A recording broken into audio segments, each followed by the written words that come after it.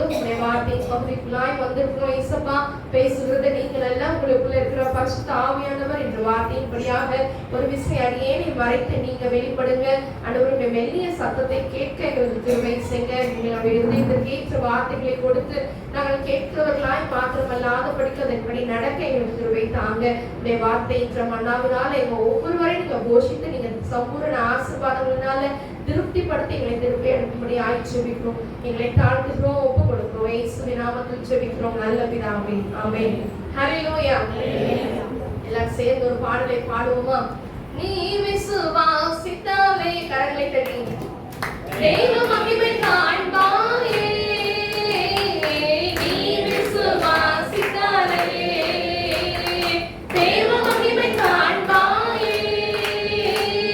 பலப்படுத்தும் கிறிஸ்துவாலே பெரிய காரியம் செய்வாரே. பலப்படுத்தும் கிறிஸ்துவாலே பெரிய காரியம் செய்வாரே.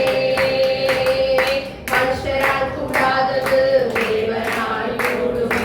மனுஷரால் கூடாதது தேவனால் கூடுமே. மனுஷரால் கூடாதது தேவனால் கூடுமே. மனுஷரால் கூடாதது தேவனால் கூடுமே. கூடாதது ஒன்றுமில்லையே. கூடாதது ஒன்றுமில்லையே. கூடாதது ஒன்றுமில்லையே. கூடாதது ஒன்றுமில்லையே. நம் தேவனால் கூடாதது கூடாதது ஒன்றுமில்லையே. நம் தேவனால் கூடாதது கூடாதது ஒன்றுமில்லையே. ஹல்லேலூயா. எடுத்து வாசிக்கலாம். யோவான் 11வது அதிகாரம் 40வது வசனம். யோவான் சுவிசேஷ புத்தகம் 11வது அதிகாரம் 40வது வசனம். இயேசு அவரை நோக்கி விசுவாசித்தால் நீ விசுவாசித்தால் தேவனுடைய மகிமையை காண்பாய் தேவனுடைய மகிமையை காண்பாய் என்று நான் உனக்கு சொல்லவில்லையா என்றார். எல்லாரும் உங்க பக்கத்துல இருக்கவங்களோட கைகளை பிடிச்சு சொல்லுங்க, நீ விசுவாசித்தால் தேவனுடைய மகிமையை காண்பாய். எல்லாரும் பக்கத்துல பாருங்க பார்க்கலாம். கைகளை கொடுத்து ஒருத்தர் காட்ட சொல்லுங்க, நீ விசுவாசித்தால் தேவனுடைய மகிமையை காண்பாய். ஒரு ஆமென் சொல்லுங்க பார்க்கலாம். நான் விசுவாசித்தால் தேவனுடைய மகிமையை காண்பேன். இந்த யோவான் சுவிசேஷ புத்தகத்தில் 11வது அதிகாரத்துல 40வது வசனத்துல சொல்லப்பட்டிருக்கிறது, நீ விசுவாசித்தால் தேவனுடைய மகிமையை காண்பாய். இயேசு கிறிஸ்து யாரை பார்த்து சொன்னார்? மார்த்தாளை பார்த்து சொன்னார்.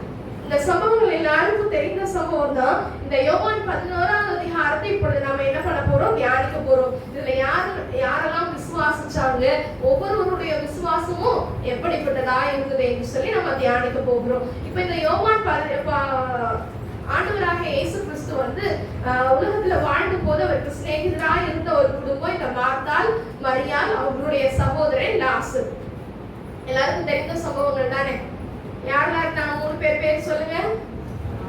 மார்த்தாள், மரியாள், சகோதரன் பெயர் லாசர். இவர்களுக்கு மேல இயேசுப்பா எப்படி இருந்தாங்களா?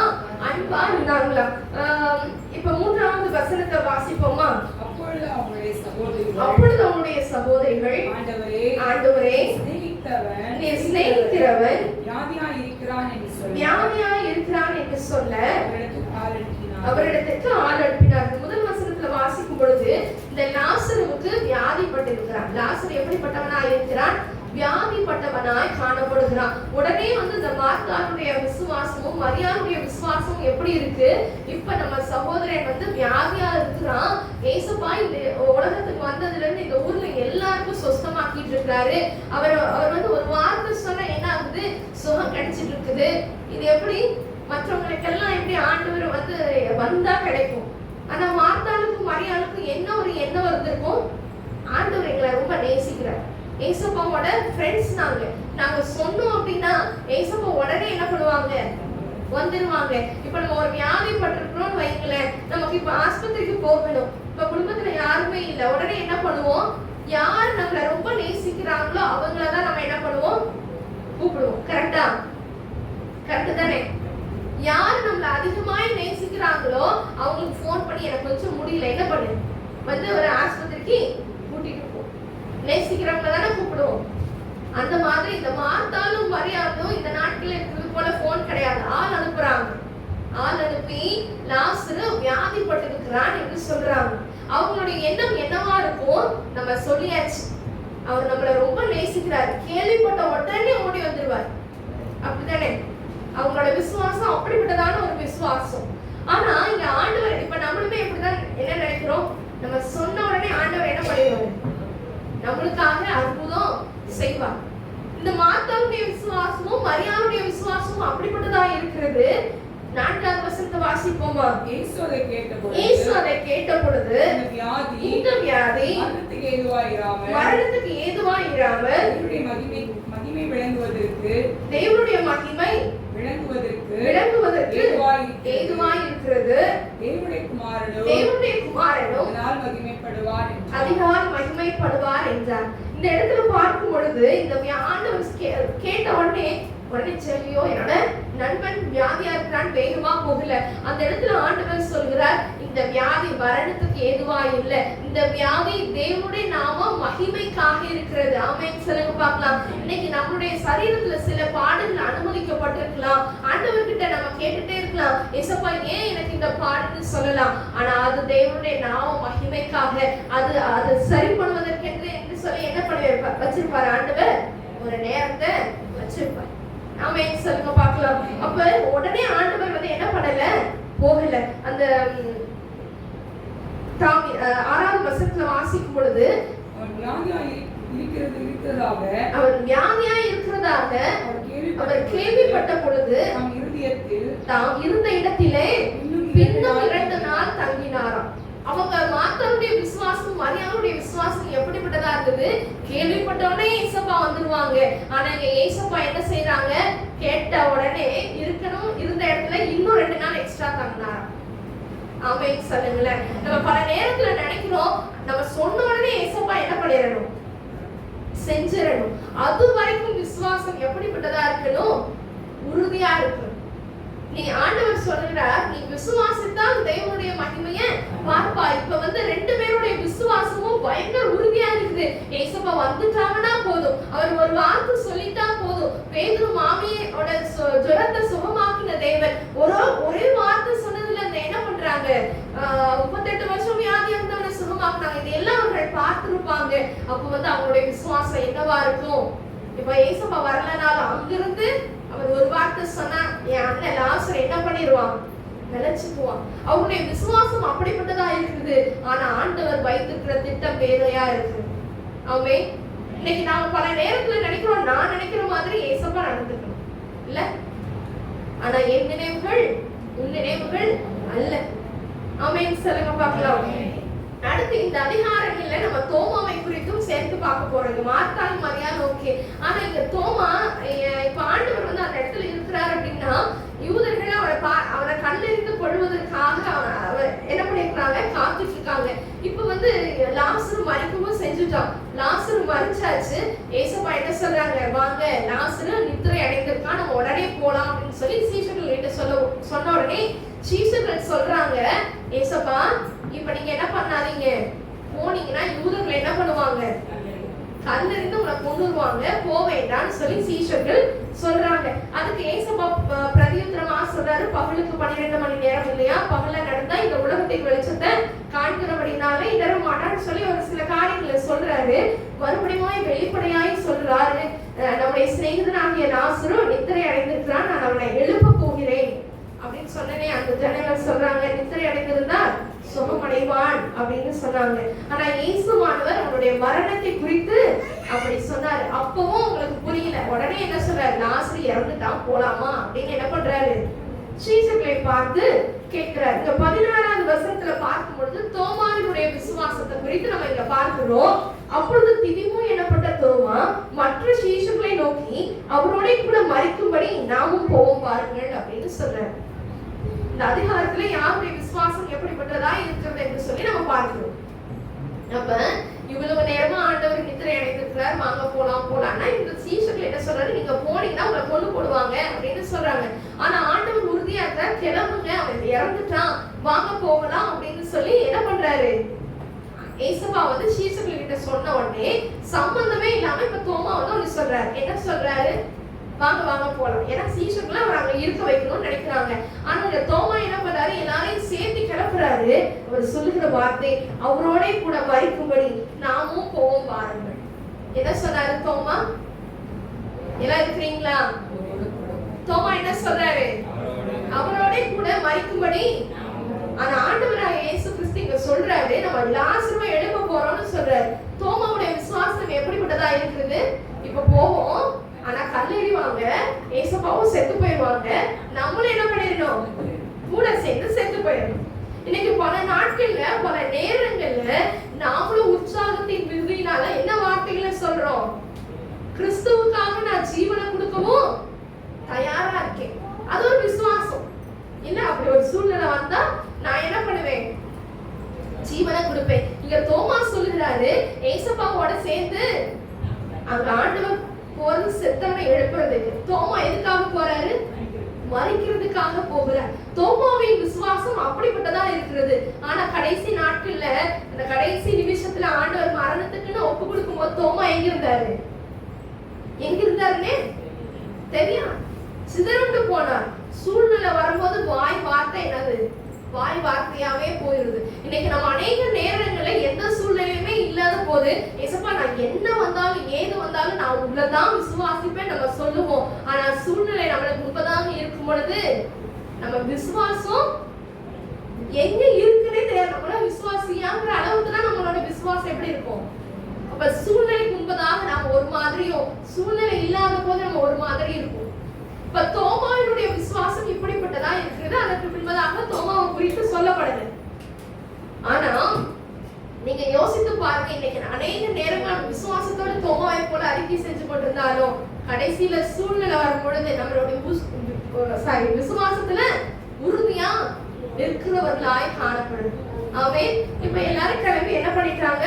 போயிட்டாங்க. அப்பொழுது 17வது வசனத்துல பாருங்க, இயேசு வந்த போது அவன் கல்லறையில் வைக்கப்பட்டு 4 நாள் ஆயிற்று என்று கண்டார். இப்ப ஏசப்பா வராங்க, வந்த உடனே அவருக்கு தெரியுது கல்லறையில வச்சு 4 நாள் ஆயிடுச்சு. எத்தனை நாள் ஆச்சு? கல்லறையில வச்சு 4 நாள் ஆயிடுச்சு. இதற்கு பின்பதாக மார்த்தாளுக்கு வந்து கேள்விப்படுறாங்க. என்ன கேள்விப்படுறாங்க? ஏசப்பா வந்துட்டாங்க அப்படின்னு கேள்விப்பட்ட உடனே யோவான் 11வது அதிகாரம் 20வது வசனத்திலிருந்து 22வது வசனம் வரைக்கும் வாசிப்போமா? இயேசு வருகிறார் என்று மார்த்தாள் கேள்விப்பட்ட போது அவருக்கு எதிர்கொண்டு போனார். மரியாளோ வீட்டிலே உட்கார்ந்தார். இப்ப கேள்விப்பட்டது மார்த்தாள். கேட்டு அடுத்த செகண்ட் என்ன பண்றாங்க? வேகமா ஓடுறாங்க. மரியாள் எங்க இருக்கா? வீட்டுல இருக்கா. மரியாளுக்கு ஆறுதல் சொல்றதுக்கு அங்க நிறைய யூதர்கள் இருக்கிறாங்க. 21வது வசனத்துல மார்த்தாள் இயேசுவினிடத்தில் வந்து, ஆண்டவரே நீர் இங்கே இருந்தீரானால் என் சகோதரன் மரிக்க மாட்டான். அவங்களுக்குள்ள எவ்வளவு வேதனை இருந்திருக்கும். எத்தனையோ பேருக்கு இந்த ஏசப்பா வந்து அற்புதம் செஞ்சாங்க. நம்ம சொல்லி அனுப்பி கூட என்ன பண்ணல, ஆள் அனுப்பணும்ல. ஆனா ஏசப்பா வரலையே. வந்திருந்தா இது நடந்திருக்குமா?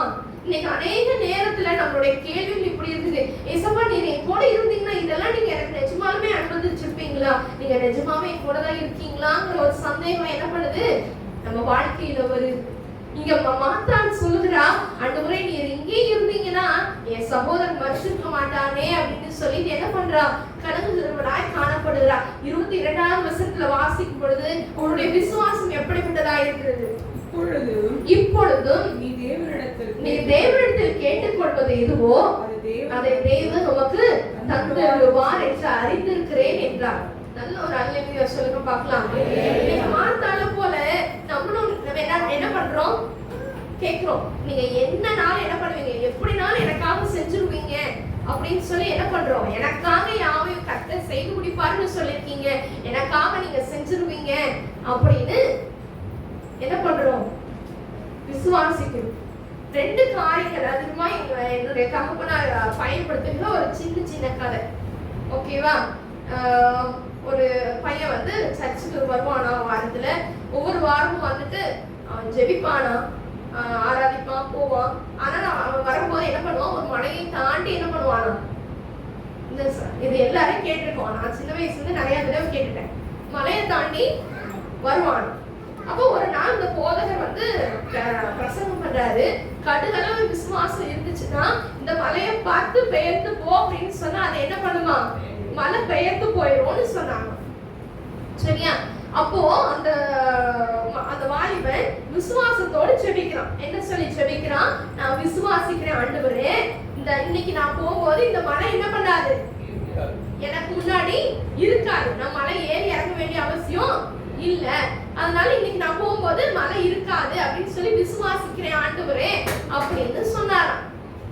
அப்போ வந்து அவங்க பிரசங்கத்தை படி விசுவாசிச்சா அந்த மலை இருக்காது. இப்போ இவன் வந்து ஆலய ஆராதனை முடிச்சுட்டு போகிறார். போகும்போது என்ன பண்றாரு, அந்த மலை அங்கேயே இருந்துச்சான்.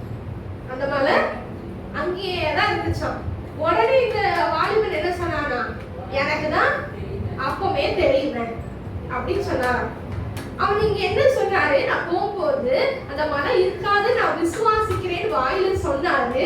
அந்த மலையை பார்த்த உடனே என்ன சொல்றாரு, எனக்கு தான் அப்பவுமே தெரியுமே, அந்த மலையெல்லாம் என்ன ஆகாது, போகாதுன்னு அப்பவுமே தெரியுமே. அப்ப அவருடைய விசுவாசம் எப்படிப்பட்டதா இருக்கிறது, வாயிலிருந்து வரக்கூடிய விசுவாசம். உள்ளத்தின் ஆழத்துல இருந்து என்ன இல்ல, விசுவாசம் இல்ல.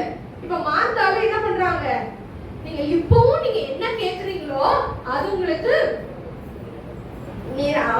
இப்பொழுதும் நீ தேவனிடத்தில் கேட்டுக்கொள்வது எதுவோ அதை உமக்கு தேவன் தந்தருவார்னு அறிந்திருக்கிறேன். இப்பவும் என்ன பண்றேன், விசுவாசிக்கிறேங்கிற மாதிரி என்ன பண்றாங்க சொல்றாங்க. இனி ஒரு குட்டி சம்பவத்தை சொல்றேன். அது என்னது, எல்லாரும் மலைக்காக செடிக்கு போனாங்களா. ஒரு குட்டி பையன் மட்டும் எதை எடுத்துட்டு போனா, கொடை எடுத்துட்டு போனான்.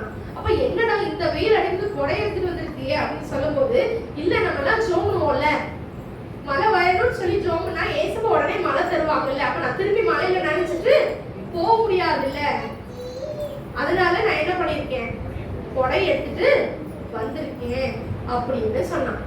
இப்ப இந்த விசுவாசம் எப்படிப்பட்டதா இருக்கிறது, கிரியை உள்ளதா இருக்குது. என்ன இருக்கு, கண்டிப்பா ஏசப்பா ஜோம்னோட மழையை தந்துருவாங்க. திரும்ப வரும்போது நம்ம கொடையை வச்சிருந்தாதான் நம்மளால வீட்டுக்கு சேஃபா வர முடியும். இது கிரியை உள்ள விசுவாசம். வேதத்துல அழகாய் சொல்லப்பட்டிருக்கிறது, கிரியை இல்லாத விசுவாசம் செத்ததா இருக்கிறது.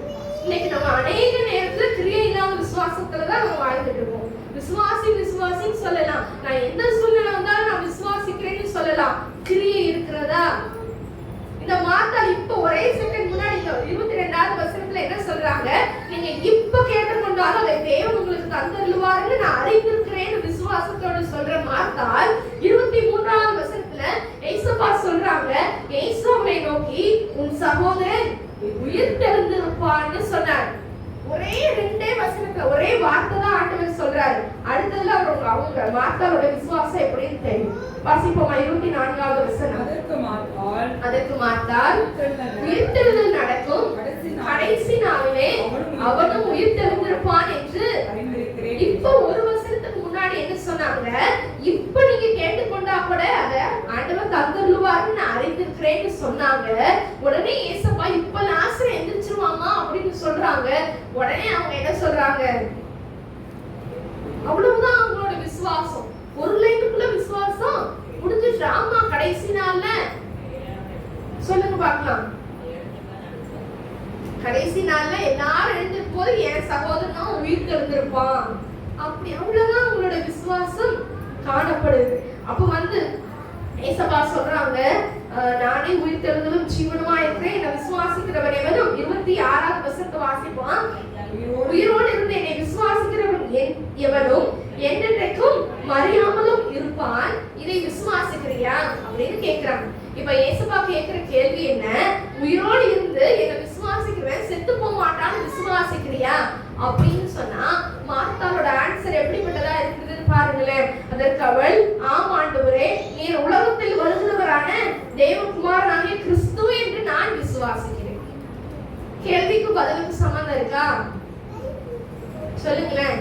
கேட்கிற கேள்வி என்ன, உயிரோடு அதாவது மறிக்க மாட்டேன், நீங்க பிழைச்சிருப்பீங்கன்னு விசுவாசிக்கிறியான்னு ஆண்டவர் கேட்கிறாரு.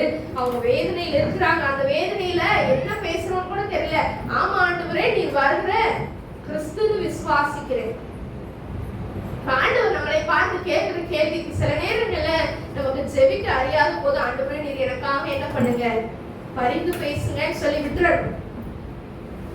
வசனம் அழகாய் சொல்லப்பட்டிருக்குது. நீங்க கேட்டுக்கொள்வது என்னன்னு உங்களுக்கு தெரியாத போது உங்களோட பரிசுத்த ஆவியானவர் என்ன பண்றாரு? உங்களுக்காக பரிந்து பேசுகிறவராய் இருக்கிறார். அப்ப இங்க மார்த்தார் என்ன சொல்றாங்க? ஆமாண்டவரே, நீ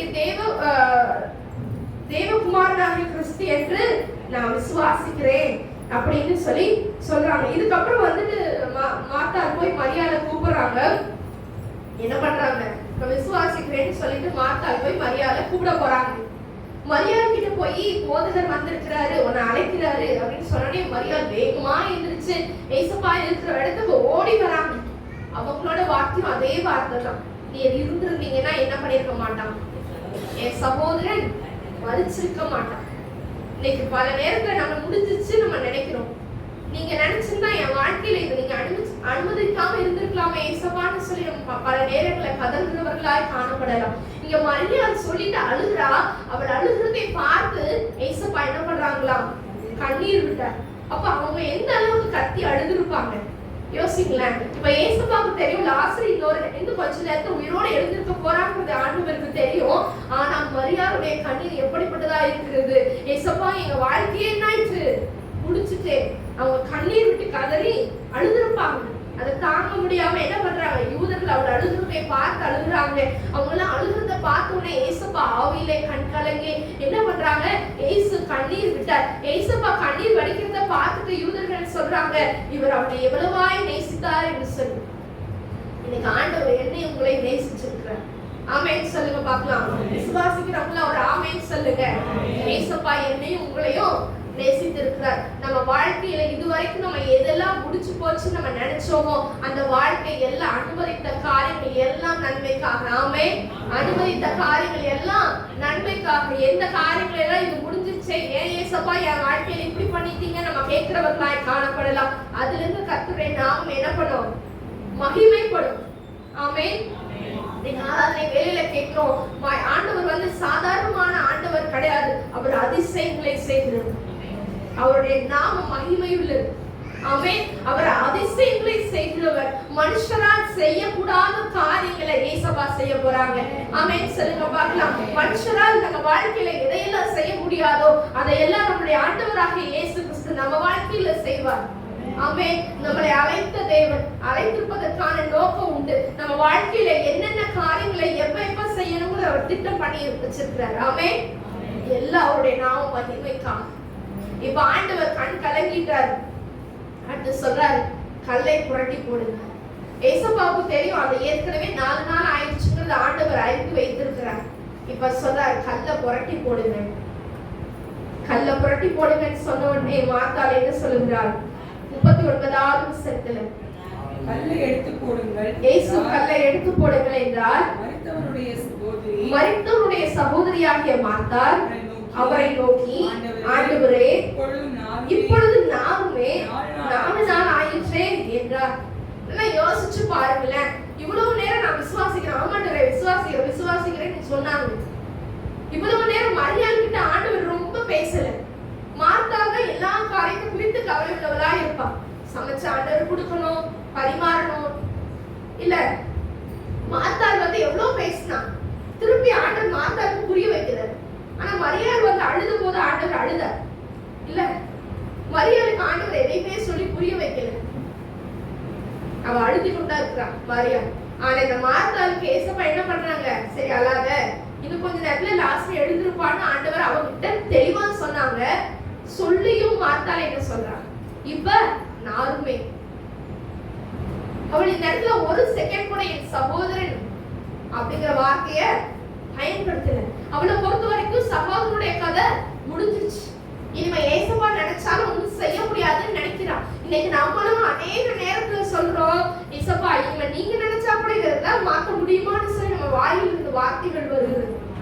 நான் கேட்டிருக்கேன் ஏசப்பா கிட்ட, நீங்க நினைச்சாலும் இந்த சூழ்நிலை மாற்றவே முடியாது, ஏன் எனக்கு இப்படி பண்ணுனீங்கன்னு சொல்லி ஆண்டவரை பார்த்து நான் கேட்டிருக்கிறேன். ஆனா ஆண்டவரால் கூடாத காரியம் ஒண்ணுமே இல்லை. ஆமென் சொல்லுங்க பார்க்கலாம். என் தேவன் செய்ய நினைத்தது ஒண்ணுமே தடைப்படாது. இப்ப இந்த மார்த்தாள் சொல்கிறா, நாருமே சொல்றா. ஆனா ஆண்டவர் என்ன சொல்றாரு? லாசருவே, உடனே அங்க ஆண்டவர் சொல்லுவாரு, காண்பாய்ன்னு நான் உனக்கு சொல்லலையான்னு கேட்டார். இன்னைக்கு அவிசுவாசமா இருக்கிற நம்மளை பார்த்து ஆண்டவர் சொல்றாரு, நீ விசுவாசித்தா தேவனுடைய மகிமை காண்பாய்ன்னு நான் உனக்கு சொல்லலையான்னு கேட்கிறேன். விசுவாசிக்கிறேன் வாயிலிருந்து சொன்னா மாத்திரம் போதாது, சூழ்நிலைக்கு முன்னாடி நின்று விசுவாசிக்கிறது. ஆமென். இன்னும் அந்த குகைக்கு முன்னாடி வர வரைக்கும் மாத்தாள் எப்படி சொல்லிட்டு இருக்கிறா, நான் விசுவாசிக்கிறேன், நான் விசுவாசிக்கிறேன். ஆமா ஆண்டவரே நீர் தான் கிறிஸ்துவை விசுவாசிக்கிறேன். ஆமா ஆண்டவரே நீர் தான் உயிர்த்தெழுதலும் ஜீவனுமா இருக்கிறேன்னு விசுவாசிக்கிறேன் ஆண்டவர் அவளை அவ்வளவு தடவை சொல்ல வச்சார். ஆமென். கடைசி நாள் உயிர்த்தெழுந்திருப்பான்னு அறிந்திருக்கிறேன்னு சொன்னாங்க. இப்ப நீங்க தேவனிடத்தில் கேட்டுக்கொள்வது எதுவோ அது ஆண்டவர் தந்தருவார்னு விசுவாசிச்சாங்க. ஆனா சூழ்நிலை குகைக்கு முன்னாடி வந்து நின்னோடனே அவங்களுக்கு என்ன கவலை, இப்ப அண்ணன் வெளியில வரணுங்கிறது விஷயம் இல்ல. என்ன விஷயம்? நார்மை. அப்ப என்னதான் சொந்தக்காரங்களா இருந்தாலும் நம்மளுக்கு எல்லாம் இருக்கிற வரைக்கும் மதிப்பு மரியாதை உண்டுதான். எதுவுமே இல்லைன்னா என்னதான் கூட பிறந்தவங்களா இருந்தாலும் நார்மைதான், அவ்வளவுதானே. அவங்க விசுவாசத்தோட அப்பா என் அண்ணன் வெளியில வர போறான்னு என்ன பண்ணல, என் சகோதரன் வெளியில வர போறான்னு அப்படியே ஆச்சரியத்தோட பார்க்கல. ஐயோ இப்ப கல்ல திறந்துட்டா நாருமே, அவ்வளவுதான் விசுவாசம். இன்னைக்கு நம்ம சூழ்நிலை தலைகீழா இருக்கும் பொழுது விசுவாசம் வரதே கிடையாது. சூழ்நிலை எதிராக இருக்கும் போது விசுவாசிக்கணும். ஆமென். நல்லா வெயில் அடிக்கும் போது ஏசப்பா இந்த ஜெபத்தை கேட்டு மழை தருவார்னு கொடையை கொண்டு போயிருக்கணும். ஆமென். ஆமென் சொல்லுங்க பார்க்கலாம். அப்ப இங்க வந்து அதுக்கு அடுத்த ஆண்டவர் சொல்றாரு, லாசருவே வெளியே வா. லாசரு ஏசப்பா வந்து பிணத்தை பார்த்து பேசல, லாசரு கிட்ட பேசினார். ஆமென் சொல்லுங்க பார்க்கலாம். இன்னைக்கு நம்மளுடைய சொந்தங்கள், உறவினர்கள் இல்ல நம்ம நண்பர்கள் யாரா இருந்தாலும் நம்ம வாழ்க்கை முடிஞ்சு போச்சு நம்மளை மதிக்காம இருக்கலாம். ஆனா ஏசப்பா உங்களுக்கும் எனக்கும் பெயர் வச்சத விசுவாசிக்கிறவங்க ஆமென் சொல்லுங்க பார்க்கலாம். எனக்கு பெயர் வச்சது என் அப்பா ஏசப்பா. ஆமென். அவர் நம்ம பேர் சொல்லிதான் கூப்பிடுவார். லாசருவே வெளியே வாழ்ந்தா சொன்னார். 4 நாளுக்கு முன்னாடி செத்து போன லாசருவேன்னு அவர் கூப்பிடாரு. அவர் இன்னைக்கும் அவர் உயிருள்ளவனாய் தான் அவர் பார்க்கிறார். லாசருவே வெளியே வான்னு சொன்னார். இன்னைக்கு ஆண்டவராக ஏசப்பா நம்மளை பார்த்து சொல்றார், நம்ம எந்தெந்த சூழ்நிலையில முடிச்சு போச்சு நம்ம நினைக்கிறோமோ நம்மளை பார்த்து இந்த சூழ்நிலையில உன்னை வெளியே எடுக்கிறேன் அப்படின்னு சொல்லி நம்மளை பேர் சொல்லி அழைத்து வெளியில எடுக்கிறது இவனா இருக்கிறார். ஆமென் சொல்லுங்க பார்க்கலாம். கூட பிறந்த சகோதரி அவனுடைய கதை முடிஞ்சிருச்சு, அவ்வளவுதான் கல்ல போட்டு மூடியாச்சு, இவ நார்வம் அசிங்கம் அப்படின்னு நினைச்சிட்டு இருந்தாங்க. ஆனா ஏசப்பா அப்படி பாக்குற தேவன் எல்லாமே மனுஷங்க உங்களை பாக்குற மாதிரி ஏசப்பா உங்களை பார்க்கல.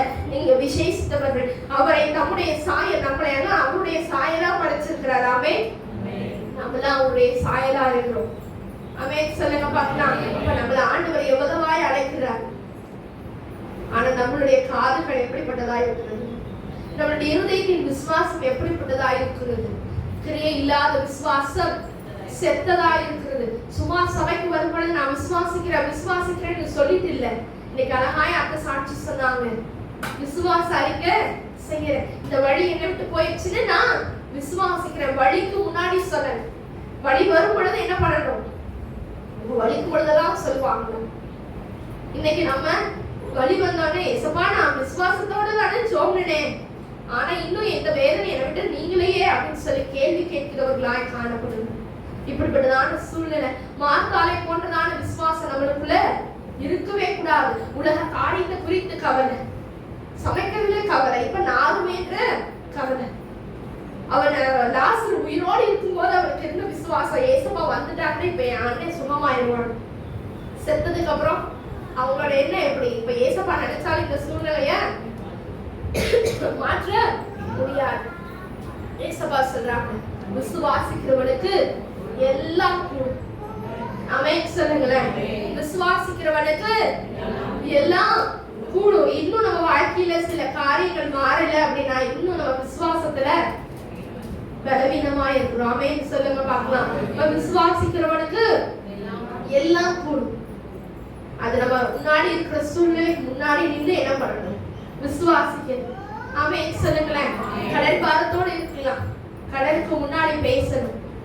இந்த சூழ்நிலையை மாற்றுறதுக்கு என் தேவனால கூடும். வியாதியோடு இருக்கலாம், வியாதியை பார்த்து பேசணும். இந்த சூழ்நிலையை மாற்றுவதற்கு என் தேவனால் கூடும். நான் வாழ்க்கை பூரா இப்ப மாதிரி எடுத்துதான் நான் வாழ போறேன்னு சொல்லி வாய் என்ன செய்யக்கூடாது. கூடாது, அறிக்கை செய்யக்கூடாது. அந்த மாத்திரை இல்லாம தெய்வம் நமக்கு சுகத்தை தர வல்லமை உள்ளவராய் இருக்கிறார். ஆமென் சொல்லுங்களேன். அந்த இடத்துல நானுமே சொல்லும் போது உடனே ஆண்டவர் என்ன சொல்றாரு? நீ விசுவாசித்தால் தேவனுடைய மகிமையை காண்பாய் என்று நான் உனக்கு சொல்லலையா அப்படின்னு சொல்லி ஆண்டவர் கேட்டார். இன்னைக்கு ஆண்டவர் நம்மளை பார்த்து கேட்கிறார். நம்ம அவிசுவாசப்படும் பொழுதெல்லாம் ஆண்டவர் கேட்கிறார், நீ விசுவாசிச்சா தேவனுடைய மகிமைய காண்பாய். நீ விசுவாசித்தா இப்படிப்பட்டதான சூழ்நிலை உன் வாழ்க்கையில மாறும். ஆமென் சொல்லுங்க பார்க்கலாம். எல்லாம் ஐயோ என் வாழ்க்கையே தலையிலா இருக்குன்னு நம்ம நினைக்கலாம். அதை ஏற்படுத்துறதுதான் ஏசப்பா இருக்கிறாங்க. ஆமென் சொல்லுங்க பார்க்கலாம். ஹல்லேலூயா. நீ விசுவாசித்தால் தேவனுடைய மகிமைய மாத்தால். விசுவாசத்துல கொஞ்சம் எப்படிதான், கொஞ்சம் இல்ல ரொம்ப பலம் வேணும். இந்த அதிகாரத்துல சொல்லப்பட்டதெல்லாம் தோமா, அவர்தான் அவிசுவாசத்துக்கு சொந்தக்காரனாவே யாரு? தோமா தான். கரெக்டா?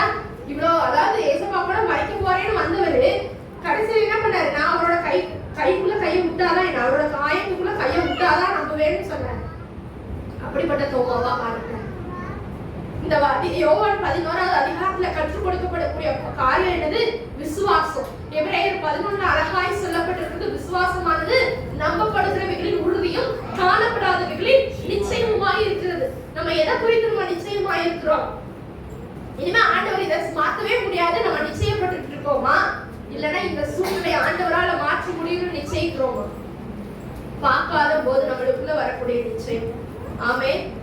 எடுத்து வாசிக்கலாம்யோ யாத்ராகமத்தின் புஸ்தகம் 14வது அதிகாரத்துல. யாத்ராகமம் 14வது அதிகாரத்துக்கு எல்லாரும் வாங்க. யாத்ராகமம் 14வது அதிகாரம் 14வது வசனம் 15வது 13வது வசனத்திலிருந்து வாசிப்போம். அப்பொழுது மோசே ஜனங்களை நோக்கி, பயப்படாதிருங்கள், நீங்கள் நின்று கொண்டு இன்றைக்கு கர்த்தர் உங்களுக்கு செய்யும் ரட்சிப்பை பாருங்கள். இங்க மோசே சொல்றவராய் காணப்படுகிறார். பயப்படாதீங்க, நீங்க நின்று கொண்டு கர்த்தர் உங்களுக்கு செய்யும் ரட்சிப்பை பாருங்கள் அப்படின்னு சொல்றார். இன்னைக்கு நீங்க பார்க்க போற எகிப்தியரை நீ என்னைக்குமே காண மாட்டீங்கன்னு சொல்றாங்க. ஆனா இந்த இஸ்ரவேல் ஜனங்கள் என்ன செஞ்சுட்டு இருக்காங்க சொல்லுங்களேன்? அவங்க அற்புதத்தை பார்த்துட்டு தான் இங்க வந்தாங்க. அற்புதத்தை பார்த்துட்டு தான் வந்தாங்க. 10 வாதைகள் எகிப்தியருக்கு உண்டாச்சு. ஆனா அந்த இடத்துல இஸ்ரவேலர்களுக்கும் எகிப்தியருக்கும் ஆண்டவர் என்ன பண்ணாரு? ஒரு வித்தியாசத்தை உண்டு பண்ணாரு. இப்ப ஆண்டவர் எகிப்துல இருந்து வெளியே கொண்டு வந்துட்டாரு. ஆசீர்வாதமான இடத்துக்கு ஆண்டவர் கொண்டு போகணும்னு அவர்களை குறித்து திட்டம் வச்சிருக்காங்க. ஆனா இந்த பிள்ளைகள் என்ன செய்யறாங்க? திரும்பி பார்க்கிறாங்க, முறுமுறுக்கிறாங்க. அவங்க முன்னாடி செங்கடல். ஆனா அப்படி சொல்றோம், நம்மளுமே அந்த இடத்துல இருந்தா நம்மளும் அப்படிதான் இருந்திருப்போம் நினைக்கிறீங்களா? முன்னாடி செங்கடல், பின்னாடி பார்வோன். எந்த இடத்துலயும் என்ன பண்ண முடியாது. இவங்க கால்நடையா நடந்து போறாங்க. பார்வோன் சகல ராணுவங்களோட வந்துகிட்டு இருக்காரு. அப்ப எவ்வளவு பயமா இருக்கு. பயத்தின் உச்சத்துல அவங்க என்ன பண்றாங்க? முறுமுறுக்கிறாங்க. முறுமுறுத்து என்ன சொல்றாங்க? நாங்க அங்கேயே இருந்தா, நாங்க செத்து போயிருந்தா எங்களுக்கு கலர் இருந்திருக்கும். இங்க நாங்க செத்தா, அவங்கள பொறுத்த வரைக்கும் அவங்க விசுவாசம் எங்கனாலும் சாக போறோம்ன்றது அவங்க விசுவாசம். ஒருத்தர் கூட விசுவாசம் இல்ல. ஆண்டவர் எங்களை என்ன பண்ண போறாரு? வாழ வைக்க போறாரு. எங்க அடிமையின் கூக்குரல் அவர் கேட்டாருங்கிற விசுவாசம் ஒரு ஜனங்களுக்குள்ளே இல்ல. என்ன சொல்றாங்க? அங்கேயே விட்டுருந்தீங்கன்னா நாங்க கல்லறைக்காக போயிருப்போம். இங்கே நாங்க அநாத பிரேதங்களா என்ன பண்றோம்? இதுக்கா ஆண்டவரே எங்களை அழைச்சு வந்தீங்க அப்படின்னு சொல்லி என்ன பண்றாங்க? முறுமுறுக்கிறவங்களாய் காணப்படுறாங்க. இத்தனை சத்தத்துக்கும் நடுவுல மோசே நிக்கிறாரு. இப்போ மோசேக்கும் என்ன நடக்க போகுதுன்னு தெரியல. ஏன்னா ஆண்டவர் கூட்டிட்டு வான்னு சொல்லிட்டாரு. இந்த வழியா போனாங்க, அந்த வழியா வந்துட்டு இருக்காரு. மோசேக்கு விஷயம் இன்னும் என்ன தெரியல, புரியல. இங்க ஜனங்கள் கத்துறாங்க. அங்க மோசே சொல்றாரு, சரி பயப்படாதீங்க, இன்னைக்கு கர்த்தர் உங்களுக்கு செய்யக்கூடிய ரட்சிப்பை பாருங்க அப்படின்னு சொல்றாரு. அவருக்குள்ள என்ன இருக்கு? விசுவாசம் இருக்கு. அவருடைய விசுவாசம் எப்படிப்பட்டதான விசுவாசமா இருக்கு? நான் மந்தனா உள்ளவன், திக்குவாய் அப்படின்னு காரணம் சொல்லிட்டு இருந்த இந்த மோசையை வச்சுதான் ஆண்டவர் இத்தனை லட்சம் ஜனங்களை என்ன பண்ணிட்டு இருக்கிறாரு? அழைச்சு வந்திருக்கிறாரு. அப்ப அவருக்கு தெரியும், ஒண்ணுக்கும் உதவாத என்னைய ஆண்டவர் கூட்டிட்டு போய் இத்தனை 10 வாரையும் வச்சு என்ன கொண்டு இதை செஞ்சாருன்னா, இதை கொண்டு போய் சேர்க்கிற வரைக்கும் அவர் கைவிடவே மாட்டாருங்கிற விசுவாசம் யாருக்குள்ள இருக்குது? மோசேக்குள்ள இருக்கு. அப்ப அடுத்தது பாருங்க, 14வது வசனத்துல அவர் என்கரேஜ் உங்களுக்காக யுத்தம் பண்ணுவார், நீங்க சும்மா இருப்பீங்க. இப்ப வந்து கர்த்தர் வந்து மோசையை பார்த்து, நீ என்ன எங்களுக்கு முறையிடுகிறது என்ன, புறப்பட்டு போங்கள் என்று இஸ்ரவேல் புத்திரருக்கு சொல்லு. அடுத்தது சொல்றாரு, நீ இப்ப வந்து மோசையினுடைய விசுவாசம் எப்படிப்பட்டதா இருக்கும், சரி புறப்பட்டு போலாம். உடனே ஆண்டவர் ஏதாவது என்ன பண்ணுவார், ஒரு கப்பலை அனுப்பலாம், இல்ல அவரே வந்து என்ன பண்ணலாம், இங்கிருந்து எல்லாரையும் தூக்கிட்டு போய் அந்த பக்கம் நிறுத்தலாம், ஏதோ ஒரு மாதிரி அவர் யோசிச்சுட்டு இருந்திருப்பார். இப்ப ஆண்டவர் சொல்றாரு பாருங்க 16வது வசனத்துல, நீ உன் கோலை ஓங்கி உன் கையை சமுத்திரத்தின் மேல் நீட்டி சமுத்திரத்தை விளங்குவிடு. இங்க ஏசப்பா ஆண்டவர் வந்து என்ன சொல்லல, நான் வந்து அந்த சமுத்திரத்தை ரெண்டா பிளக்க போறேன்னு சொல்லல. என்ன சொல்றாரு, நீ பிளந்துருன்னு சொல்றாரு, நீ அந்த கடலை பிளந்துருன்னு சொல்றாரு. நீ யோசிச்சு பாருங்களேன், இன்னைக்கு முன்னாடி செங்கல் ஆண்டவர் நம்ம கிட்ட உன் கையை நீட்டி அந்த செங்கல்ல பிளந்துருன்னு சொன்னா, நம்ம கையை நீட்டினா இத்தனை கத்திக்கிட்டு இருக்கிற ஜனங்களே வாயிட மாட்டாங்க. கரெக்ட் தானே? நொய்யின் பின்னாடி இருந்து வச்சுக்கிட்டு இருக்கிற இந்த ஜனங்கள் வாய மூடி இருப்பாங்களா? இப்படி கை நீட்டினோட இந்த ஜனங்களா வாய மூடி இருந்தாங்கன்னா என்ன பண்ணிருப்பாரு, இவர் இவ்வளவு பேசிருப்பேன், நான் பயப்படாதீங்க அப்படிலாம் பேசிருக்க மாட்டாரு. உடனே ஒரு கையெடுத்து எப்படி பண்ணிப்பாரு, நீட்டி இருப்பாங்க எல்லாரும் வாய இல்ல. ஆனா அந்த ஜனங்களே அதை கேட்க மாட்டாங்க. ஆனா ஆண்டவர் என்ன சொல்றாரு, நீ கையை நீட்டி பிளந்துருன்னு சொல்றாங்க. நானா இருந்தா, ஏசப்பா என்னை என்ன பண்ணிட்டு இருக்கிறீங்க அப்படின்னு சொல்லி என்ன பண்ணிருப்போம், கேட்டிருப்போமா மாட்டோமா? என்ன ஆண்டவரே என்னது அப்படின்னு என்ன பண்ணிருப்போம், ஒரு செகண்ட் இப்படி பார்த்திருப்போம். இங்க காது பூரா என்ன சத்தம், ஏன் எங்களை கூட்டிட்டு வந்தீங்க, எதுக்கு எங்களை கூட்டிட்டு வந்தீங்க, எங்களை கொலை பாக்குறீங்க அப்படி இப்படின்னு சொல்லிட்டு அத்தனை பேர் கத்துறாங்க. ஒரு சத்தம் கேக்குது, உன் கையை நீட்டி அது பிறந்தது அப்படின்னா இது காமெடி மாதிரி இருந்திருக்குமா இருந்திருக்காரா? நிஜமா ஆண்டவர் தான் நம்ம கிட்ட பேசுறாரா, இல்ல யாராவது நம்மளை வச்சு காமெடி பண்றாங்களா, இல்ல நம்மளே நம்மளுக்கு என்னமோ யோசிச்சுட்டு இருக்கோமா அப்படின்னு சொல்லி என்ன பண்ணிட்டு இருப்போம், யோசிச்சிருப்போம். ஆனா அதே கோலை வச்சுதான் ஆண்டவர் என்ன பண்ணாரு, தண்ணீரை ரத்தமா மாத்தினார். அதே கோலை நீட்டும் போதுதான் வானத்திலிருந்து என்ன வந்துச்சு, அக்னி வந்துச்சு.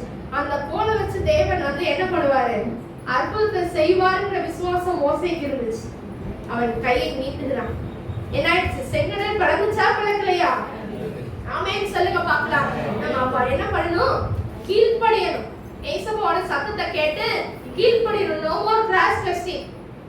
என்ன செய்யக்கூடாது, ஆண்டவர்கிட்ட குறுக்கு கேள்வி கேட்க கூடாது. ஏசப்பா என்ன சொல்றாங்க அதுபடி அப்படியே செய்யணும். ஆமென். தண்ணீர் திராட்சரசமா மாறிச்சுன்னா அவங்க என்ன சொன்னாங்க, மரியாதை போய் அவர் என்ன சொல்றாரோ அதன்படியே செய்யுங்கள்னு. அந்த வேலைக்காரர்கள் அந்த மொண்டை ஊத்தும் பொழுதுதான் அந்த தண்ணீர், அவங்க மொண்டது தண்ணீர், ஊத்துனது திராட்சரசம். ஆமென் சொல்லுங்களேன். அது எங்கிருந்து வந்ததுன்னு சொல்லிட்டு அந்த வேலைக்காரர்கள் தவிர வேற யாருக்குமே தெரியாது. ஒருவேளை அந்த வேலைக்காரர்கள் இயேசுவை பார்த்து திருப்பி கேள்வி கேட்டுட்டு இருந்தாங்கன்னா அங்க இருக்கிற ஜனங்கள் அத்தனை பேருக்கு அந்த விஷயம் தெரிஞ்சிருக்கும், திராட்சரசம் தீந்துருச்சு, இவர் என்ன பண்றாரு தண்ணியை ஊத்த சொல்றாருங்கிற விஷயம் அங்க இருக்கிறவங்களுக்கு தெரிஞ்சிருக்கும். ஆனா வேலைக்காரர்கள் என்ன பண்ணாங்க, ஆண்டவர் என்ன சொன்னாரோ அதை அப்படியே செஞ்சான். தண்ணீர் என்ன ஆச்சு, திராட்சரசமாய் மாறிச்சு. இன்னைக்கு நம்ம வாழ்க்கையிலும் அப்படிதான். ஆமென் சொல்லுங்களேன். ஆண்டவரால் கூடாத காரியம் ஒண்ணுமே இல்லை. இந்த கோலை வச்சுதான் ஆண்டவர் என்ன பண்ணாரு, செங்கடலை ரெண்டா பிளந்தார், ஒரு தண்ணீரை திராட்சரசமா மாற்றினார். ஒரு தீர்க்கதரிசியின் மனைவி வீட்டுல ஒரு குடம் எண்ணெய் தான் இருந்தது. அந்த ஒரு குடம் எண்ணெயை வச்சு என்ன பண்ணாங்க, அவங்க கடனையும் அடைச்சாங்க, மீதியை வச்சு அந்த நாட்கள் ஃபுல்லா அவங்க என்ன பண்ணாங்கன்னா ஜீவனம் பண்ணினார்கள் என்று சொல்லி நம்ம பார்க்கிறோம். சாரிபாத் விதவை வீட்டுல என்ன இருந்தது, கொஞ்சமா மாவு இருந்துச்சு. ஆமென். அந்த கொஞ்சம் மாவுல முதல் அடை என்ன பண்ணாங்க, ஊழியக்காரனுக்கு கொடுத்தாங்க. பஞ்சகாலம் முடிகிற வரைக்கும் அவங்க பாத்திரத்துல என்ன குறைஞ்சு போகலையா? ஆமென். மாவு குறைஞ்சு போகவே இல்லை. இன்னைக்கு நாமளும் நினைக்கலாம், அந்த சாரிபாத் விதவை நினைச்சது என்னது, அவ்வளவுதான் என் வாழ்க்கை முடிஞ்சு போச்சு, இந்த கொஞ்சம் மாவுல நம்ம சமைச்சோம்னா ஒரு நேரத்துக்கு வரும், அந்த ஒரு நேரம் சாப்பாடை நம்மளும் நம்ம பையன் உட்கார்ந்து சாப்பிடலாம், அதுக்கப்புறம் மரணம் எப்பனாலும் நமக்கு நேரிடும்ங்கிற விசுவாசம். ஆனாலும் கீழ்ப்படிந்தார். ஆமென். கீழ்ப்படிந்தார். கீழ்ப்படிஞ்சதுனால என்ன பண்ணாங்க, ஆமென் சொல்லுங்களேன். பஞ்சகாலம் முழுசா ஆண்டவர் அவர்களை போஷிச்சார். பஞ்சகாலம் முடிஞ்சதுக்கு அப்புறம் அதை குறித்து அவர்கள் சொல்லப்படல, பைபிள்ல சொல்லப்படல. பஞ்சகாலம் முடிஞ்சதுக்கு அப்புறம் அவர்களுடைய கைகளை கொண்டே அதை செய்திருப்பார். ஆமென் சொல்லுங்க பார்க்கலாம். இந்த இஸ்ரவேல் ஜனங்களுக்கும் ஆண்டவர் மன்னாவை கொடுத்தாரு. எது வரைக்கும் மன்னாவை கொடுத்தாரு, அவங்க கானானுக்குள்ள நுழையிற வரைக்கும் மன்னா இருந்துச்சு. என்னைக்கு அவங்க கானானுக்குள்ள போயிட்டாங்களோ அதுக்கப்புறம் அவர்களை கொண்டு அவர்களை என்ன பண்ணாரு, போஷித்தார். அதுக்கப்புறம் மன்னா பெய்யவில்லை சொல்லி வேதத்துல நம்ம பார்க்கிறோம். ஆமென். அப்ப இன்னைக்கு நம்ம எந்த சூழ்நிலையில போயிட்டு இருந்தாலும் சரி, அந்த சூழ்நிலையில தேவன் நம்மை நடத்த வல்லமை உள்ளவராய் இருக்கிறார். இந்த இடத்துல 18வது வசனத்துல பாருங்களேன், 17வது வசனத்துல எகிப்தியர் உங்களை பின்தொடர்ந்து வரும்படி நான் அவர்கள் இருதயத்தை கடினப்படுத்தி பார்வோனாலும் அவன் ரதங்கள் குதிரை வீரன் முதலாகிய அவருடைய எல்லா ராணுவத்தாலும் மகிமைப்படுவேன். ஆமென் சொல்லுங்க பார்க்கலாம். அப்ப இந்த மகிமையான காரியங்கள் நீ விசுவாசித்தால் தேவனுடைய மகிமையை காண்பாய். இந்த மகிமைங்கிறது என்னது? மனுஷங்களால செய்யக்கூடாததான் மகிமை. ஆமென். தேவன் ஒருவரால் மாத்திரம் செய்யக்கூடியதுதான் மகிமையான காரியங்கள். இன்னைக்கு நம்ம வாழ்க்கையில மனுஷரால நம்ம வாழ்க்கையில செய்ய முடியாத காரியங்களை தேவன் நமக்காக செய்ய போறார். ஆமென். ஆமென் சொல்லுங்க பார்க்கலாம். நம்ம நினைச்சிட்டு இருக்கலாம் சூழ்நிலை எப்படினாலும் இருக்கலாம், ஆனா நம்ம வாழ்க்கையில தேவன் மகிமைப்படுவார். ஆமென். மகிமையான காரியங்களை செய்யும்படியாய் ஆண்டவர் வந்திருக்கிறார். அவரை எதிர்பார்க்கிறது விசுவாசம். ஆமென். அது எப்படிப்பட்டதான விசுவாசமா இருக்கணும்? கிரியை உள்ள விசுவாசமா இருக்கணும். ஆமென் சொல்லுங்க பார்க்கலாம். அடுத்தது, நான் மகிமைப்படும்போது நானே கர்த்தர் என்பதை எகிப்தியர் அறிவார்கள். நம்ம வாழ்க்கையில ஏசப்பா செய்ய போகக்கூடிய மகிமையான காரியங்களை பார்த்து மத்தவங்க ஆண்டவர் என்ன பண்ணுவாங்களா? அறிந்து கொள்வார்கள். ஆமென் சொல்லுங்க பார்க்கலாம். இவ்வளவு நேரமாய் ஆண்டவர் அங்க செங்கடல் 2ஆ கடந்துச்சு, ஜனங்கள் எல்லாம் என்ன பண்ணிட்டு இருக்காங்க? அந்த வழியா போயிட்டு இருக்காங்க. அந்த பாதையிலேயே பார்வோன் என்ன நினைச்சிட்டாரு? பின்னாடியே போய் நம்ம என்ன பண்ணிடலாம்? அவர்களை முடிச்சிடணும். பார்வோனோட விஷயம் என்னது? இஸ்ரவேல் ஜனங்களை கதை இன்னைக்கு முடிச்சே ஆகணும். அதுக்காக அவரும் ரிஸ்க்ல இறங்குறாரு. அப்ப அந்த இஸ்ரவேல் ஜனங்கள் பின்னாடி திரும்பி பார்த்தா, ஐயோ நம்ம கடலுக்குள்ள நடந்து வந்தாலும் கடலுக்குள்ளேயே அவன் என்ன பண்ணிட்டு இருக்கானே, பின்னாடி வந்துகிட்டு இருக்கானே, நம்ம அப்ப மறுக்கரைக்கு போய் சேர்ந்தாலே பின்னாடி நம்ம கதையை முடிச்சிருவானேன்னு நினைச்சிருக்கலாம். ஆனா ஆண்டவர் நமக்கு என்று வைத்திருக்கிற பாதையில நம்மளை மட்டும்தான் என்ன பண்ணுவாரு? கொண்டு போய் சேர்ப்பார். அது மகிமையான காரியமா இருக்கும். மனுஷங்களால நடப்பிக்க முடியாத ஒரு அதிசயமான காரியமா இருக்கும். ஆமென்.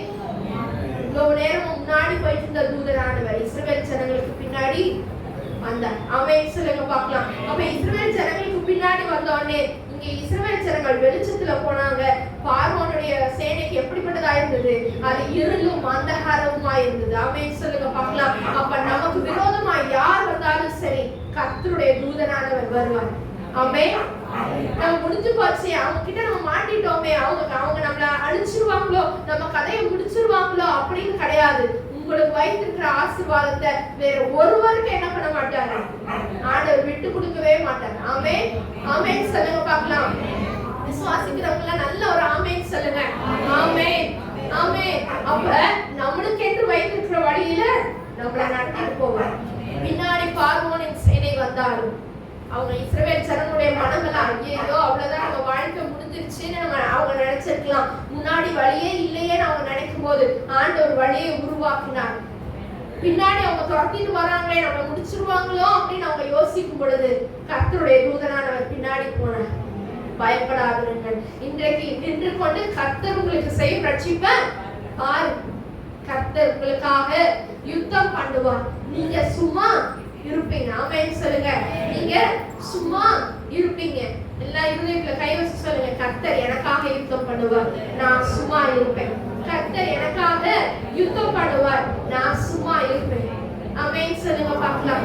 ஆமென். அப்ப சூழ்நிலை எதுவா இருந்தாலும் யோபுவை பாருங்களேன். யோபுவை குறித்து போன மாதத்துல தியானித்தோம் என்று நினைக்கிறேன். அப்ப யோபுவை பார்க்கும் பொழுது அவனுக்கு அந்த சூழ்நிலை எதுவுமே சாதகமாவே இல்லை. அவன் முகத்துக்கு முன்னாடி சூழ்நிலை எதுவுமே சாதகமா இல்ல. 10 பிள்ளைங்க இறந்துட்டாங்க, சொத்து சுகம் எல்லாமே அழிச்சு போச்சு. ஆனா அவர் சொன்ன வார்த்தை என்ன? விசுவாசம் உள்ள வார்த்தை என்னது? இந்த என் தோல் முதலானவை அழுகி போனாலும் என் மீட்பர் உயிரோடு இருக்கிறார் நான் பார்ப்பேன். என் கண்கள் அதை பார்க்கும். அந்நிய கண்கள் அல்ல, என் சொந்த கண்ணே அதை பார்க்கும். இன்னைக்கு நம்மளுக்குள்ள அது அப்படிப்பட்டதான விசுவாசம் இருக்கா? ஏன் கண்ணு சூழ்நிலை எல்லாமே எதிரா இருக்கலாம், இன்னும் வழியே இல்லைன்னு நம்ம நினைக்கலாம். ஆனா என் கண்ணு கர்த்தர் எனக்கு செய்ய போற மகிமையான காரியங்களை பார்க்குங்கிற விசுவாசம் நம்மளுக்குள்ள வேணும். ஆமென் சொல்லுங்க பார்க்கலாம். அப்ப இங்க இஸ்ரவேல் ஜனங்களை வச்சு ஆண்டவர் என்ன பண்றாரு? அவருடைய நாம மகிமை படுகிறார். ஆமென். ஆமென் சொல்லுங்க பார்க்கலாம். அவங்க வந்து இஸ்ரவேல் ஜனங்களை தேவன் அவர் எங்க கொண்டு போய் சேர்க்கணும்னு நினைச்சாங்களோ அந்த பாதையில என்ன பண்ணாரு, கொண்டு போய் சேர்த்தார். இன்னைக்கு ஆண்டவர் நம்மகிட்ட எதிர்பார்க்கிற காரியம் விசுவாசம். நீ விசுவாசித்தால் தேவனுடைய மகிமையை காண்பாய். நம்ம சூழ்நிலை எதுவானாலும் இருக்கலாம், முன்னாடி அடைக்கப்பட்ட வாசலா இருக்கலாம். நம்ம சாத்ராக் மேஷாக் ஆபேத்நேகோவை எடுக்கும் பொழுது அவ்வளவுதான், எரிகிற தீச்சுவில தான். அதுதான் நம்மளோட ஃபைனல்ங்கிறது அவங்களுக்கு தெரியும். நாங்க ஆராதிக்கிற எங்கள் தேவன் எங்களை தப்புவிக்க வல்லமை உள்ளவராயிருக்கிறார். அவங்களுடைய விசுவாசம் எப்படிது, சூழ்நிலைக்கு முன்னாடி இருக்கக்கூடிய ஒரு விசுவாசம். இன்னைக்கு பெயர் மாத்தானை போல பெயரளவில் இருக்கக்கூடிய விசுவாசம் இல்லை. அவங்க எதுக்கு முன்னாடி விசுவாசிக்கிறாங்க, சூழ்நிலைக்கு முன்னாடி. தானியேலோட விசுவாசம் சிங்கக்கேபிக்கு முன்னாடி இருந்துச்சு. நான் ஆராதிக்கிற தேவன் சிங்கங்களின் வாயை அடைச்சு போட்டார். ஆமென். சாத்ராக் மேஷாக்குடைய விசுவாசம் எப்படிப்பட்டதா இருந்தது, தீச்சுளை நடுவுக்கு இருந்துச்சு. எப்படிப்பட்டதான விசுவாசம், இந்த எரிகிற அக்கினிக்கு என் அப்பா என்னை தப்புவிப்பார். ஆமென். இந்த சூழ்நிலையில ஆண்டவர் என்னை தப்புவிப்பார். பவுலும் சீலாவும் சிறைச்சாலையில விலங்குகள் மாட்டப்பட்டிருக்கையில அவங்க பாடினாங்கன்னா அவங்களுக்கு ஆண்டவர் எங்களை அழைச்சாருன்னா அழைச்ச நோக்கத்தை நிறைவேற்ற வரைக்கும் இவங்களால எங்க ஜீவனை எடுக்க முடியாது. அப்படிப்பட்டதான ஒரு விசுவாசம். இன்னைக்கு நம்ம விசுவாசம் எப்படிப்பட்டதா இருக்குது, சபைக்குள்ள இருக்கிற வரைக்கும் நமக்கு சூழ்நிலை கண்ணுக்கு தெரியாது, கர்த்தருடைய வார்த்தை மாத்திரம் தான் காதுல விழுகும். அப்ப என்ன சொல்லுவோம், ஆமாண்டவரே நான் விசுவாசிக்கிறேன், நான் பசியா இருந்தாலும் பட்னியா இருந்தாலும் நான் உங்களை விசுவாசிக்கிறேன். வீட்டுக்கு போனதுக்கு அப்புறம் தான் என்ன வரும், சூழ்நிலைன்னு ஒண்ணு வரும். வீட்டுக்கு போனதுக்கு அப்புறம் தான் உங்க பிரச்சனை என்னங்கிறது தெரியும். பிரச்சனையை பார்த்து பயந்து பேசக்கூடாது. இப்பதான் நான் வசனத்தை என்ன பண்ணிருக்கேன், கேட்டிருக்கேன். என் விசுவாசம் கிரியை இல்லாம இல்ல, இனிமே என் விசுவாசம் கிரியை உள்ள விசுவாசம். ஏன்னா மனுஷரால கூடாத காரியம் நான் இவ்வளவு நாள் என் சுய பலத்தால ஓடி ஓடி ஓடி எதெல்லாம் என்னால முடியும் முடியும் நினைச்சு நான் தோத்து போய் நிக்கிறேனோ அந்த இடத்துல மனுஷரால கூடாதது என் தேவனால் கூடும். ஆமென் சொல்லுங்க பார்க்கலாம். என்னால முடியாதது என்னால செய்ய முடியும்னு நான் நினைச்சு ஓடின காரியம், என்னால இதை முடிச்சிட முடியும்னு நான் விசுவாசித்த காரியம் என் தேவனால் செய்து முடிக்க முடியும். ஆமென். கர்த்தர் எனக்காக யாவையும் செய்து முடிப்பார்.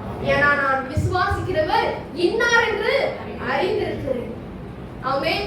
மாத்தால போல ஆமாண்டவரை அறிந்திருக்கிறேன் அறிந்திருக்கிறேன் அறிந்திருக்கிறேன் சொல்லிட்டு 4 பேரும் சொல்லக்கூடாது. சந்தோஷமா எதிர்பார்க்கணும். இப்ப லாசரு வெளியில வந்துருவான்ற சந்தோஷத்தோட விசுவாசமா நின்றுக்கணும். ஆமென். இன்னைக்கு நம்ம வீட்டுக்கு போகும்போது சூழ்நிலையை பார்க்கும் பொழுது நான் விசுவாசிக்கிறேன், இந்த சூழ்நிலையை அப்பா மாற்ற முடியும்னு சொல்லி என்ன பண்ணணும், விசுவாசிக்கணும். நம்ம எல்லாரும் எழுந்து நிற்போமா, எல்லாரும் எழுந்து ஏசப்பா எங்க அவிசுவாசம் நீங்கும்படி எங்களுக்கு உதவி செய்யும். ஏசப்பாட்ட ஒருவர் கேட்டார், எங்க அவிசுவாசம் நீங்க எங்களுக்கு உதவி செய்யுங்க. இன்னைக்கு நாம கேட்க வேண்டிய காரியம், ஏசப்பா எங்களுடைய அவிசுவாசம் நீங்கட்டும். ஏசப்பா நான் நிற்கக்கூடிய இந்த பூமியே நிலகுலைச்சு போனாலும் சரி, நான் எந்தெந்த காரியத்துல நம்பிக்கையா இருக்கிறனோ அந்த காரியங்கள் மாறலா இருந்தாலும் நான் உங்க மேல நம்புவேன் ஏசப்பா. நான் உங்களை விசுவாசிப்பேன் ஏசப்பா. சாத்ராக் மேஷாக் ஆபேத்நேகோவை போல ஒரு உறுதியான விசுவாசம், மோசேயை போல ஒரு உறுதியான விசுவாசத்தை எங்களுக்கு தாங்க. மார்த்தால போல இல்லை ஏசப்பா, மார்த்தால போல பெயரளவில் எங்களுடைய வாயிலிருந்து விசுவாசம் வேண்டாம் சுவாமி. நாங்க நம்புறோம் ஏசப்பா. எங்க வாழ்க்கையை சரி செய்ய உங்களால முடியும்னு நாங்க நம்புறோம் ஏசப்பா. நாங்க முடிஞ்சு போச்சு நினைச்ச காரியங்கள என் தேவன் நீர் மீண்டுமா எழுப்புவீர் என்று நாங்க விசுவாசிக்கிறோம் ஏசப்பா. நான் நிற்கும் பூமி நிலை குலைந்து